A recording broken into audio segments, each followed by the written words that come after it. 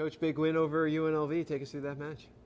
It was. It's a fantastic win for the boys. I'm very pleased because I think this was probably one of the first games that we've really been able to put together a full 90 minutes. Certainly with a young squad, we're still learning game to game, and inevitably we make mistakes, and sometimes that costs us a game, especially at this level. When you play very strong Division 1 teams, they do punish you. So this was a pleasing result. Just the way the boys worked hard from the first to the last minute against a very, very tough opponent, UNLV. Not only ranked right now, but the former conference champions from last year. They made it very tough for us, a very strong team, so very proud of the boys.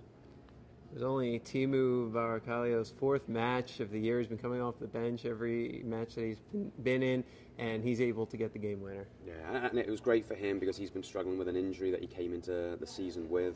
So he's been working hard to get himself fit, and finally we've been able to use him in some games. But it was a hard-fought header off a corner. He just was brave enough to put his head in where others wouldn't, and he got the reward for it. So again, very, very pleased with what he's been doing over these last few weeks. Leo Castillo, 11 saves on 12 shots over the weekend, WAC Defensive Player of the Week. Yeah, we knew Leo comes in with a very strong pedigree. He's a national champion at the junior college level. He played for the Houston Dynamo, so he's a tremendous player. Very calm and confident too. And I think that's helped us as a new team. So he deserves the credit that he's getting right now. Coach, a win over UNLV, a team receiving votes and defending WAC champs is one of the biggest wins, if not the biggest win in program history. What does it mean for the program, and what does it do for the program going forward? I think it's a fantastic win, not only for us, and we're a very young team right now, but for all the alumni that have supported us over the last few years too. Very, very pleasing for what we've achieved, but certainly we have our goals for the season, and that's what we're focused on. Very, very nice that we can share in this win. UNLV are a very strong team.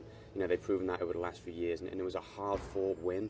But like I said, I think it was the fact that we were able to put 90 minutes together for the first time this season that probably paid off for us. And now, the road doesn't get any easier. You host two ranked teams this weekend in Utah Valley and Seattle. Yeah, and those guys are going to be incredibly tough.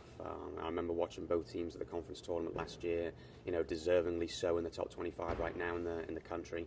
And, for us, exactly what we just said, if we're not focused for 90 minutes, these are the teams that can really hurt you.